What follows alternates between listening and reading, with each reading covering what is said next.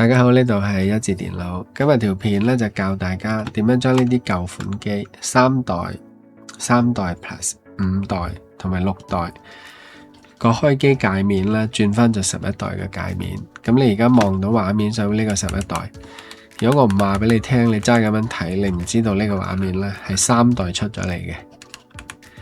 我哋入去嘅設置入邊望一望。望到啊！而家呢個畫面係3 Max 嘅主機嚟嘅。咁呢個點樣裝出嚟嘅呢？咁我哋今日就同大家探討呢個問題啦。好，而家我哋換咗一部機，就係呢個 ePad 嘅3 Plus。頭先就係呢部機。咁呢部機完全未裝過嘅，我哋而家插翻個 keyboard 落去先。嗱，而家呢部機乾乾淨淨。咁我哋開始嚟做呢個界面嘅安裝啦。首先我哋打開呢個 Chrome， 然後呢將個遙控器轉做 mouse 模式，撳下呢個掣，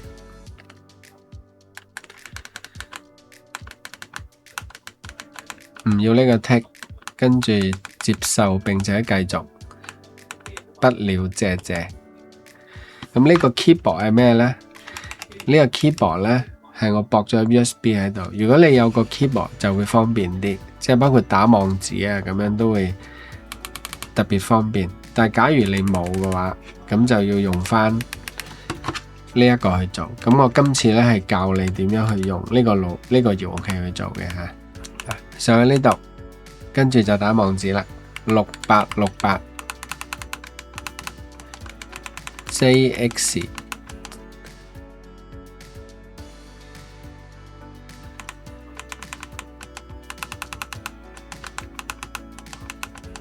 呢個6868.shop， 跟住就 enter 入去，咁馬上就打開呢個網址啦。跟住拉落嚟，然後我哋要揀 desktop V11， 點樣揀呢？又轉翻做老鼠，然後落翻嚟呢度。記得呢個箭嘴呢係對文字，唔係對公仔，對文字啊。跟住撳 OK， 跟提示做。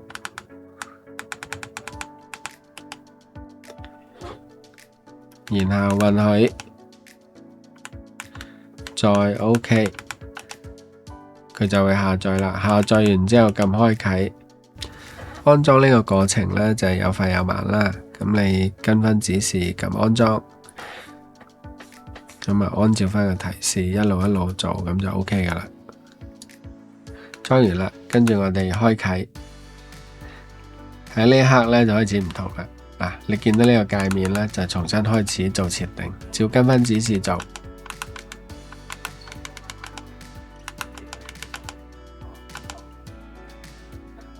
咁呢個就係11個畫面啦。而一部機呢，我哋入去設置望下佢真正嘅 model， 拉落下邊底度。個 model 係 ePad 3 Plus 嘅。呢個界面轉咗唔等於你可以用11嘅 Apps 呀，只係個 UI 啫。你而家撳個 Home 掣，佢就會有呢個提示俾你嘅。如果你揀咗第一個呢，佢就會翻去3代嘅畫面。我試一次俾大家睇。翻3代，咁你再撳個 Home 呢，佢又俾你揀嘅。